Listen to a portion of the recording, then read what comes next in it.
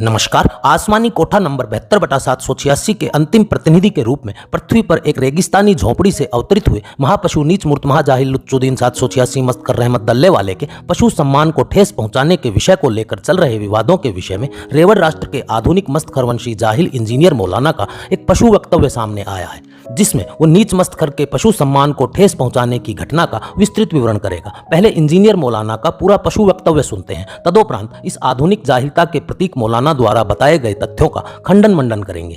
इस वीक में एक करंट इशू के तौर पर एक वर्ल्ड लेवल के ऊपर इशू सामने आया है, और इशू तो थोड़ा सा पुराना था लेकिन अब उसे हवा मिली है। मई के आखिरी हफ्ते में एक टीवी प्रोग्राम में लाइव शो के अंदर हमारे जो पड़ोसी मुल्क हैं इंडिया, उसमें जो हुक्मरान जमात है बीजेपी, उनकी एक कोई रुकन है, उन्होंने लाइव डिस्कशन के दौरान कुछ तौहीन आमेज अल्फाज जो हैं वो इस्तेमाल किए इस्लाम के हवाले से और पैगम्बर इस्लाम के हवाले से सल्लल्लाहु अलैहि व आलिहि वसल्लम। ये वाक़या 26 मई 2022 को हुआ। कुछ लोकल लेवल के ऊपर एहतजाज हुए लेकिन कोई उसको पजीराई नहीं मिली। फिर अचानक से जून के दूसरे हफ्ते में दोबारा से एक लहर उठी और पूरी दुनिया के अंदर आपको पता है एहतजाज हुआ।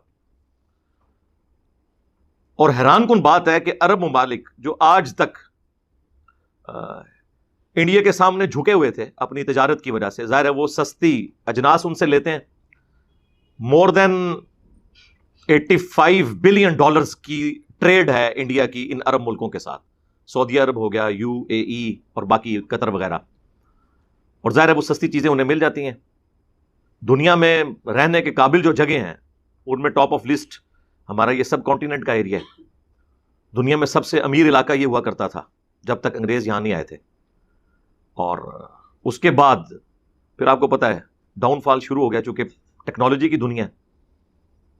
खैर, ये जितने अरब ममालिक हैं, आपने देखा होगा पहले जब कभी भी कोई गुस्ताखाना इश्यूज होते हैं फ्रांस के हवाले से, यूरोप के हवाले से, इनकी हमेशा या तो स्टेटमेंट आती नहीं है या हल्की सी को ढीली स्टेटमेंट आती है, बस उससे ज्यादा आगे जाते ही नहीं है।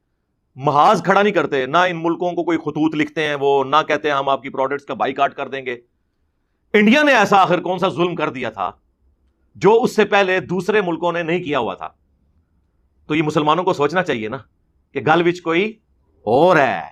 हां जी, गल विच कोई और ये है। बेसिकली ये इंटरनेशनल पॉलिटिक्स है, जिसकी जलसों में इमरान खान साहब मिसालें दिया करते थे ना कि इंडिया को देखो आजाद पॉलिसी है, वो रशिया से भी ले रहा है, अमेरिका से भी उसके अच्छे ताल्लुकात हैं। तो मेरे ख्याल है अब इंडिया को भी पता चल गया होगा और इमरान खान साहब को भी पता चल गया होगा कि वो जब चाहे जिसकी चाहे गिची मरोड़ देते हैं, जो दुनिया में सुपर पावर है और डिजर्व करते हैं। जाहिर उन्होंने ये मनसब अर्न किया है, जब अर्न किया है तो उनका ऑर्डर चलेगा, वर्ल्ड ऑर्डर एक नेचुरल चीज है। ये यानी को मैं फखर से नहीं कह रहा, ये दुख है, लेकिन ये रियलिटी है, इसे एक्सेप्ट करना चाहिए। और ये वो रियलिटी है जो जब एक मजहबी जमात के धरने इमरान खान साहब की हुकूमत में जारी थे तो उस वक्त जो उन्होंने कौम से आके खिताब किया था कि अगर हम फ्रांस के सफीर को निकाल देंगे तो हमारी मेजर तजारत तो यूरोपियन यूनियन के साथ है और अमेरिका के साथ है और ये सारे एक दूसरे के कहने में है, तो हमारा नुकसान हो जाएगा, लिहाजा हम ये काम नहीं कर सकते, हमें मजबूर ना करें। लेकिन यही बातें जब ये रशिया की तरफ हाथ बढ़ा रहे थे तो इन्हें पता थी कि ये प्रैक्टिकली ये भी पॉसिबल नहीं होगा। वही हुआ है। अरब मुल्क जो है वो आपको पता है गुलाम है, ओरिजिनल वाले गुलाम उनके, जिनकी रशिया के साथ नहीं बनती। तो उन्होंने फिर इनको हल्लाशाही दी कि हां जी अब आया है इंडिया काबू में, तो आप लोग ऑफिशियल स्टेटमेंट्स दें। ये जो मैं आपको बता रहा हूं ये रियल टाइम ओरिजिनल डाटा है। हम चूंकि सिर्फ लोकल अपनी खबरें सुन रहे होते हैं, वर्ल्ड पॉलिटिक्स क्या हो रही है वो आपको अंदाजा नहीं होता। खैर, मुझे तो इस वक्त ही अंदाजा हो गया था कि यार ये अरबियों में कौन सा ईमान जाग उठा है। हाँ, इससे बड़े वाकयात हुए हैं। सबसे तवाना आवाज पूरी दुनिया में दो मुसलमानों की थी, एक इमरान खान साहब और दूसरे तैयब उर्दगान, इस्लामोफोबिया के खिलाफ, गुस्ताखाना कार्टून्स के खिलाफ। उस वक्त ये सारे अरब मुल्क सोए पड़े हुए थे। वो जो कुछ हो रहा था वो इससे बड़ा था। ये तो एक स्टेटमेंट दी, उसके बाद उसके ऊपर मुकदमा कायम हुआ, उसने ऑफिशियली आके माफी भी मांग ली, वो हाथ जोड़ जोड़ के अपनी जिंदगी की भीख भी मांग रही है। और वो जो स्टेटमेंट भी दी उसने वो रिबटल के तौर पर दी, जज्बात में आके جب آپ کسی کے ریجن پر حملہ کریں گے اس کے جواب میں وہ آپ کے ریجن پہ حملہ کرے گا. کوئی آرگنائز طریقے سے یہ کام نہیں چلا تھا, ایک حادثاتی طور پہ ٹی وی ٹاک شو میں ہو گیا, اور اس کے اوپر ایکشن بھی لے لیا بی جے پی نے دباؤ میں آ کے, لیکن اس کے باوجود ابھی تک اس کو ٹھنڈا نہیں ہونے دے رہے. بیسیکلی وہ انڈیا کو اس کی اوقات میں رکھ رہے ہیں کہ تجھے بڑا شوق ہے نا رشیا کے ساتھ تجارت کرنے کا, تو تیرا شوق نکال دیتے ہیں. تجھے بڑا فخر ہے نا کہ میں نے سب کے ساتھ بنا کے رکھی ہوئی ہے, تو تجھے بتا دیتے ہیں کہ دنیا میں حکم کس کا چلتا ہے. یہ ہے پیچھے اس کے ریزن. باقی جو ریئل ٹائم ادھر ہوا اس کو ذرا چنگاری ایک دکھانے کی ضرورت تھی, اور پوری دنیا میں انہوں نے یہ معاملات کھڑے کر دیے. وہ جو پروگرام کے اندر جو کچھ ہوا اور جو 3 اعتراضات اس نے اٹھائے, نمبر 1 اس نے کہا کہ جی اڑنے والے گھوڑے کا ذکر تمہاری کتابوں میں موجود ہے, یعنی نبی صلی اللہ علیہ وآلہ وسلم کا واقعہ معراج, اس کی طرف اس نے اسے ہٹ کیا اور اسے اس فزیکل ورلڈ سے جوڑتے ہوئے ایک سمجھ لیں ان سائنٹیفک فینومینا کے طور پر پیش کیا, یا نان سائنٹیفک فینومینا کے طور پر. دوسرا اس نے نبی صلی اللہ علیہ وآلہ وسلم کی سیدہ عائشہ کے ساتھ کم عمر کی شادی کو ٹارگٹ کیا. یہ بیسیکلی زیادہ ہمارے لیے تکلیف دہ چیز تھی. دوسری چیزیں چلے ہو سکتا ہے کسی کو سمجھ نہیں آئی ہیں, کوئی زبردستی کی شادی نہیں ہوئی ہوئی, مرضی کی شادی ہوئی ہوئی ہے, عورت بالغہ ہو چکی ہوئی ہے, اس کے بعد رخصتی ہوئی ہے, اس کے اوپر اعتراض بنتا ہی نہیں ہے. ایج ڈفرنس, کوئی کہتا ہے جی وہ 19 سال تھی, کوئی کہتا ہے جی 9 سال تھی. میں کہتا ہوں اس سے کوئی فرق نہیں پڑتا, 9 سال ہو, 19 سال ہو, 29 سال ہو, 99 ایئرز ہو. جب 2 مرد و عورت آپس میں اتفاق کے ساتھ شادی کر لیں حق مہر کے عوض, ایج ڈفرنس جو بھی ہو, اس کے اوپر کوئی اعتراض تو بنتا ہی نہیں ہے. یہ کوئی زبردستی والا معاملہ ہی نہیں ہے. اس کو خیر میں بعد میں ایڈریس کرتا ہوں. اور تیسری چیز اس نے کہا کہ قرآن حکیم میں لکھا ہے کہ زمین فلیٹ ہے. ہاں ٹھیک ہے, یہ ہم بات کر سکتے ہیں کہ بھئی وہ جو فلیٹ کا معنی تم نے لیا ہے وہ وہی ہے جو علماء کرام سب کانٹیننٹ کے میرے کلپس آؤٹ آف کانٹیکسٹ کاٹ کے تو اپنا لقمہ ان کے منہ میں ڈالتے ہیں. تم نے قرآن سے جو سٹیٹمنٹ اٹھائی ہے, قرآن لٹریچر کی زبان میں بات کرتی ہے, وہ اس طرح کی بات ہے ہی نہیں تھی جو تم نے اس کو رنگ دیا ہے. یہ فزیکل ورڈ سے تعلق رکھتی ہے چیز, ٹھیک ہے ہم اس کا جواب دیں گے. اس کے علاوہ بھی آئے دن مسئلے اٹھاتے رہتے ہیں. کبھی سورہ توبہ کی آیات اٹھا لیتے ہیں کہ جی قرآن میں لکھا ہوا ہے کہ جی جہاں بھی کوئی کافر نظر آئے اسے قتل کر دو. اسی طریقے سے اسلام تلوار کے زور کے اوپر پھیلا ہے. اس قسم کے اعتراضات آپ سنتے رہتے ہیں. خیر اس کے اوپر گھنٹوں بولا جا سکتا ہے, لیکن فی الوقت میں اس کے اوپر آتا ہوں. پہلے تو آپ وہ سینیریو دیکھیں اس ٹی وی پروگرام کا. اس ٹی وی پروگرام کے اندر پہل جو ہے مسلمان کی جانب سے ہوئی ہے. اس کا آپ کو اندازہ ہوگا, ابھی تو ادھورے کلپ چل رہے ہیں, وہ بھی بڑی مشکل سے مجھے ایک کلپ ملا ہے, اور زیادہ تر تو انہوں نے غائب بھی کر دی ہیں سوشل میڈیا سے, خود بھی انہوں نے کٹنگ کر دی. کوئی ریئل ٹائم کسی نے ریکارڈ کر لیا تھا ٹی وی پروگرام سے, تو وہ چل رہا ہے. تو اس عورت کے آپ کو جواب کے انداز سے پتا چل جائے گا کہ وہ ریبٹل کر رہی ہے, کیونکہ جب وہ مسلمان نے وہ بات کی تو اس نے کہا کہ اچھا آپ اگر اس طرح کی باتیں کرو گے نا تو ہم بھی یہ کہیں گے. تو یہ پہلا مجرم تو وہ مسلمان ہے جو کسی کے ریلیجن کے بارے میں اس طریقے سے لائیو ٹی وی پروگرام کے اندر آ کے بات کر رہا ہے.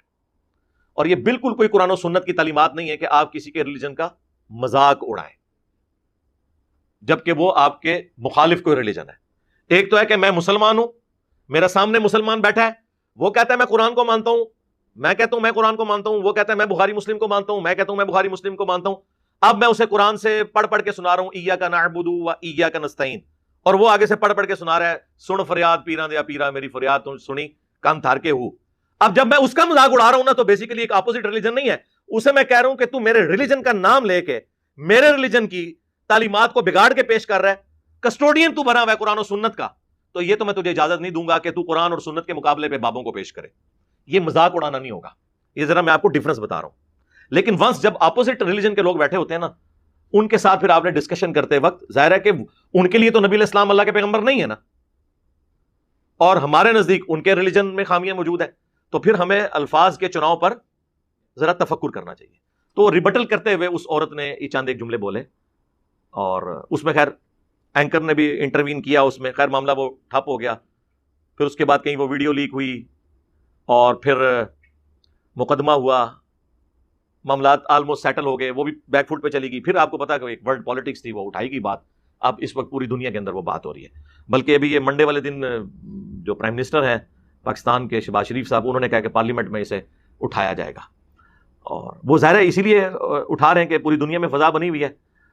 جب عرب ملک جو ہیں وہ ایک چیز کو گود لے لیتے ہیں, تو پھر پاکستان کے لیے تو ویسے ہی بڑا آسان ہو جاتا ہے اس معاملے کو آگے لے کے چلنا. تو بیسیکلی اس کے پیچھے ریزن یہ تھی. یہ میں آپ کو اس لیے بتا رہا ہوں کہ اس طرح کے واقعات کے اوپر اس وقت جو عرب ملکوں کے سفیر ہیں یا عرب ملکوں کے جو بڑے ہیں یا ہمارے ملک کے بڑے ہیں وہ تو بیٹھے ہوئے ہیں ایئر کنڈیشن کمروں کے اندر. مر رہا کون ہے؟ عوام. آپ نے ذرا ویڈیوز دیکھی ہیں کس طرح پٹائی کر رہے ہیں وہاں پہ مسلمانوں کی. اور مسلمانوں کو بھی یہ سمجھ نہیں آتی ہے کہ وہ احتجاج کرتے ہوئے کس لیول تک انہوں نے جانا ہے, کس لیول تک نہیں جانا. جبکہ اتنی کھر دماغ قسم کی حکومت بیٹھی ہوئی ہو, ایک مینٹل قسم کا انسان مودی جو ایک کٹر قسم کا آرتھوڈاکس قسم کا آپ کہہ لیں یا فنڈامنٹلسٹ قسم کا ہندو ہے, اس سے آپ ایکسپیکٹ کریں گے کہ وہ مسلمانوں کے ساتھ کوئی اچھا سلوک کرے گا؟ وہ تو پہلے بہانے ڈھونڈ رہا ہے. اس کا تو پورا ٹریک ریکارڈ جو ہے وہ اینٹی مسلم ہے. اور آپ دیکھیں وہ کس طرح پولیس والے جو ہیں وہ پٹائی کر رہے ہیں لوگوں کی اور پکڑ پکڑ کے انہیں جیلوں میں ڈال رہے ہیں. اور ہمارے ملک میں بھی خیر اس دفعہ تو بڑے آرگنائز سے احتجاج ہوئے ہیں. شکر ہے کہ کوئی بینک نہیں لوٹا گیا, کسی کی گاڑی کا شیشہ نہیں ٹوٹا, ورنہ غلامی رسول میں موت بھی قبول ہے تیری, ہاں میری نہیں, تیری, اور اے مسلمان تیری املاک. کیونکہ فرانس تک تو ہم پہنچ نہیں سکتے, انڈیا تک تو ہم پہنچ نہیں سکتے, تو جو ادھر ہیں مسلمان ان کے اوپر اپنی روح راضی کریں گے. دنیا میں کوئی مسئلہ اٹھتا ہے نا, سب سے پہلے مصیبت پڑ جاتی ہے پاکستانیوں کو اور پاکستان کے مسلمانوں کو, اس طرح کے مذہبی رویوں کے ہاتھوں. सर्वप्रथम तो यह कि नीच मस्तखर सही में नीच था या नहीं, इस विषय पर तो तर्क किया जा सकता है, परंतु वर्तमान में मसलीद मादरसों और बूरगाहों में बकरी के बच्चों के अब्बू जैसी पशु मुखाकृति बनाकर बैठे सलवारधारी मजहबी विद्वानों की गंडमरी पाश्विक प्रवृत्ति तथा पशु क्रियाकलाप देखकर तो यही प्रतीत होता है कि नीच मस्तखर पिशाच प्रवृत्ति वाला एक ऐसा जिनावर रहा होगा जिसकी मात्र गुल्लकों और दुग्गियों में ही मुंह मारने में रुचि थी, तथा नीच मस्तखर ने अपने समस्त पशु जीवन में लूट झूठ हिंसा बलात्कार तथा कुकर्म के पंच पशु कर्मों के अलावा अन्य कोई भी कर्म नहीं किया होगा.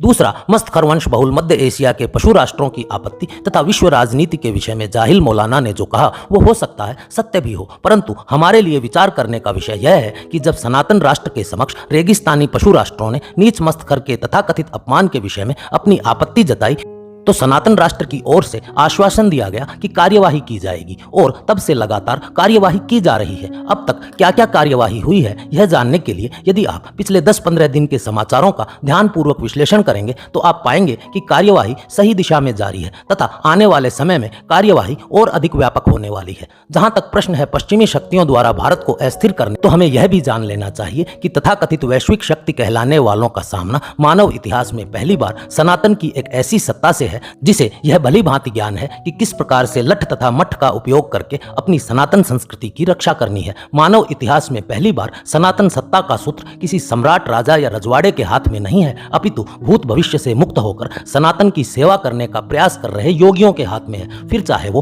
कर्म योगी हो, ज्ञान योगी हो, हठ योगी हो अथवा लठ योगी हो. अतः शीघ्र ही विश्व की शक्तियां होने का दंभ भरने वालों को पहली बार यह आभास होने वाला है कि अंडे कितने भी बड़े होने का दंभ करते हों, पर अंततः उन्हें रहना तो आदि महापूर्ण सनातनी सोटे के नीचे ही पड़ेगा. ऐसा मेरा निजी मत है. इस विषय पर आप भी अपने विचार संदेश पट्टिका पर अवश्य प्रेषित करें. मस्तखर वंश संबंधी इसी प्रकार की जाहिलता से परिपूर्ण किंतु मनोरंजक, रोचक तथा ज्ञानवर्धक सूचनाओं हेतु आप अपने दोनों चैनल पाक डी टॉक तथा टोपी डी टॉक से जुड़े रहें. इस चलचित्र के लिए इतना ही. मिलते हैं अगले चलचित्र में. तब तक के लिए सबको राम राम.